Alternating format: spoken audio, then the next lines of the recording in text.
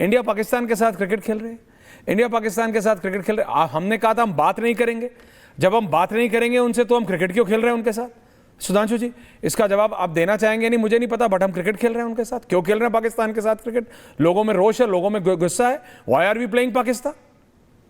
Why? देखिए, इस विषय पे इंटरनेशनल क्रिकेट काउंसिल और बीसीसीआई अपना जो भी निर्णय होगा इसमें आईसीसी आ जाती है कि हमें उसके ऊपर क्या करना है, क्योंकि भारत पाकिस्तान के बीच में कोई बायलैटरल बात नहीं हो सकती, तो बायलैटरल खेल भी नहीं होगा। मगर किसी इंटरनेशनल प्लेटफॉर्म पे यदि मान लीजिए किसी यूनाइटेड नेशंस में पाकिस्तान जा रहा है और वहां पर किसी डिबेट में भारत और पाकिस्तान आमने सामने हैं, तो वह निर्णय अलग होगा यूनाइटेड नेशंस की नेम पे। पर फिर भी मैं कहना चाहता हूं, यह बीसीसीआई और आईओसी मिलकर यह तय करेगी कि भारत पाकिस्तान के बीच में जो विदेश में मैच होना है वो होगा या किस रूप में होगा या नहीं होगा। ओके संजीव जाजी, रत्नाकर जी आऊंगा आपके पास, 2 बार आ चुका हूं, 3 लोग बोले नहीं है। इट्स 31 रत्नाकर जी आ रहा हूं, 100% आऊंगा, 100%। ऐसा नाराज मत हुआ कीजिए। Thank you. संजीव जाजी, इतना नाराज हो जाते, त्रिपुंड लगा के उंगली उठाए हुए पूरी डिबेट में, ऐसे डरा रहे हैं आप, थोड़ा डरावना लग रहे हैं वैसे, आप ऐसे डरा जा रहे हैं आप। अब डरावना चेहरा है तो क्या करें सर? ठीक, संजीव जाजी। देखिए, मैं सुधांशु जी को बड़ी गंभीरता से सुन रहा था। इसमें कोई दो मत नहीं है कि देश के जितने भी गंभीर मुद्दे हैं उस पर चर्चा होना चाहिए, और ऑपरेशन सिंदूर एक बहुत गंभीर मसला है। मुझे अच्छा लगता है कि जब इतने गंभीर मसले, जैसा आप भी मानते हैं, प्रधानमंत्री सदन में मौजूद होते हैं, प्रधानमंत्री जवाब देते हैं। क्योंकि जिस तरह से अमेरिका के राष्ट्रपति लगातार अलग अलग वैश्विक प्लेटफॉर्म पर ये कहता रहा है कि समझौता हमने कराया, समझौता व्यापार के लिए हुआ, हम विमान मार गिराए गए, जवाब कौन देगा बताइए? मैं सुधांशु जी की बात से सहमत हूँ। पूरा देश ये कह रहा है कि ट्रंप की इतनी हिम्मत कैसे हुई, लेकिन प्रधानमंत्री भी तो बोले हैं। प्रधानमंत्री क्यों नहीं बोल रहे हैं? क्यों भारत का मजाक जो उड़ा रहा, जवाब क्यों नहीं दिया जा रहा है? एक बात। दूसरी बात, जब बात एसआईआर की आई तो सुधांशु जी सांसद हैं, संसद के रूल को भी समझते हैं, और बड़े चालाकी से गुमराह कर दिए। उन्होंने ये कहा कि संसद में डिबेट कैसे हो सकता है? अरे आप तो रूल को जानते हैं साहब। रूल 193, रूल 176, रूल 184, 167 राज्यसभा का बिल्कुल चर्चा कर सकते हैं। और आप क्वेश्चन जुडिशियल की बात कर रहे हैं। मुझे लगता है जरा गिरबान में झांकिए, कॉन्स्टिट्यूशन बेंच के फैसले को पलट देते हैं अध्यादेश ला करके। आप क्वेश्चन जुडिशियल बॉडी की बात कर रहे हैं। आप ये भूल गए?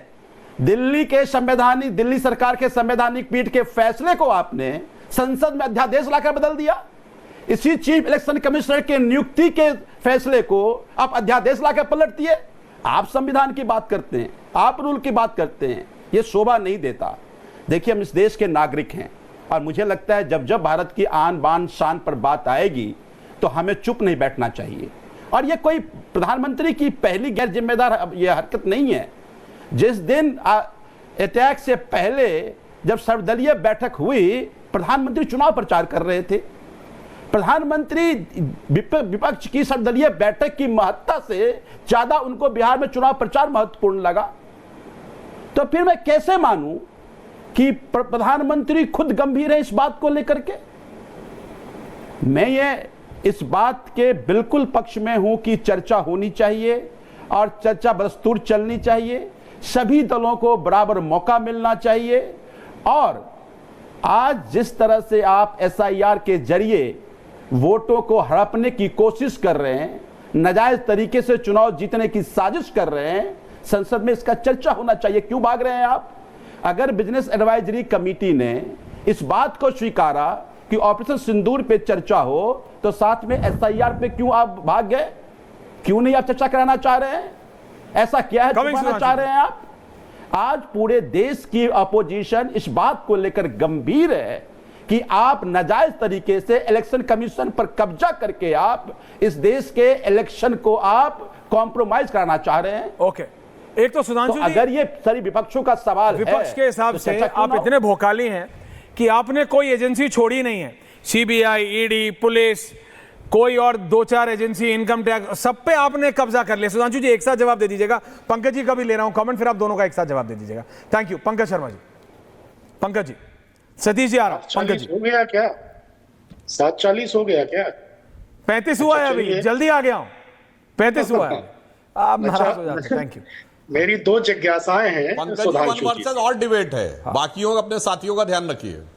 ये किसी का नहीं सुधांशु ध्यान जी से रखता। मेरी दो जिज्ञासाएं हैं। एक तो उन्होंने कहा कि SIR पर इसलिए संसद में बहस नहीं हो सकती कि उसका जवाब कौन देगा, कौन मंत्री उसका जवाब देगा। सुधांशु जी, संविधान की धारा 324 में निर्वाचन आयोग का गठन हुआ, उसकी नोडल मिनिस्ट्री है कानून और न्याय मंत्रालय। क्या आपको नहीं लगता कि नोडल मिनिस्ट्री का मिनिस्टर चर्चा का जवाब दे सकता है? और नहीं तो फिर प्रधानमंत्री जी तो हैं ही। दूसरी एक और जिज्ञासा मेरी है, क्योंकि सुधांशु जी बार बार अपनी बहस में इसका जिक्र करते हैं कि कांग्रेस का चीन के साथ गोपनीय अनुबंध क्या हुआ, पार्टी एग्रीमेंट। तो मैं ये जानना चाहता हूं सुधांशु जी कि 17 नवंबर 2014 को जो कम्युनिस्ट पार्टी चीन की है, उसका जो पार्टी स्कूल, उसमें 14 सांसद भारतीय जनता पार्टी के गए थे प्रशिक्षण लेने के लिए। भगत सिंह कोश्यारी के नेतृत्व में वो लोकसभा के सदस्य थे। उसमें भारतीय जनता पार्टी के इन 14 सांसदों ने क्या प्रशिक्षण लिया था? तो ये तो दो जिज्ञासाएं मेरी हैं, जो अगर सुधांशु जी इस पर कुछ कहना चाहें तो कहें। रह गई बात ऑपरेशन सिंदूर की, तो सेना के शौर्य का जैसा सम्मान विपक्ष करता है, सत्ता पक्ष ने तो कभी किया नहीं। सत्ता पक्ष ने तो अपने आदमकद होर्डिंग लगाए वायुसेना के वर्दी पहन के। सेना के प्रति आदर कोई दिखावे की चीज नहीं है। गर्व और अभिनंदन जो है वो हृदय की भावनाएं होती हैं, इनके इवेंट नहीं बनाए जाते। ये चाहते हैं कि जब ये कहें लोग अपनी अपनी बालकनी में आए और ताली थाली बजाएं। सरकारें थानेदारी के लिए नहीं होती हैं, सरकार चलाने वालों में एक अभिभावक का भाव होना चाहिए। अब आप देखिए, पूरा एक हफ्ता बर्बाद कर दिया बेकार की जिद में। प्रजा सुखे सुखम राज्य प्रजा नाम च हिते हितम। सुधांशु जी जानते हैं कि प्रजा के सुख में ही राजा का सुख है और प्रजा के हित में ही राजा का हित है। लेकिन पिछले 11 साल से राजकाज की ये जो तमाम आचरण संहिताएं हैं, ये तो आपने खूंटी पे लटका दी।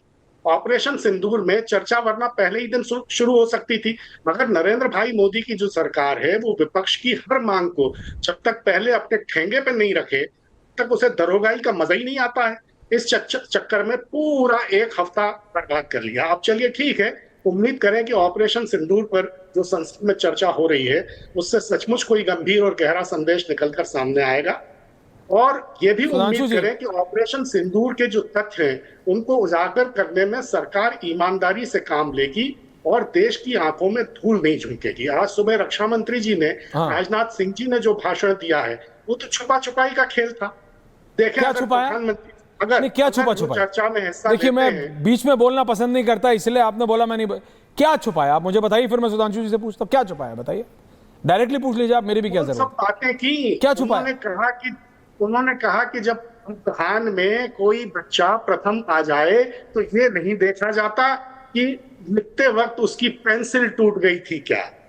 इस तरह की, अरे सीधे जवाब दीजिए ना। अगर ये सवाल पूछा जा रहा है कि क्या भारत के विमान गिरे, बस इनको ये पता करना है भाई सुधांशु जी। देखिए, सीधा सीधा सवाल है, इनको ये पता करना है कि अपना कितना नुकसान हुआ था। इनको ये पता कितना है कि हमारे कौन सा जहाज गिरा था, कहां गिरा था, कितना गिरा था। इनको सिर्फ ये पता करना है, दैट्स इट।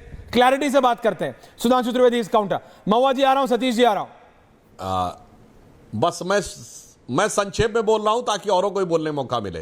पंकज जी, कितना आप सेलेक्टिव निकालते हैं। राजनाथ जी ने पूरा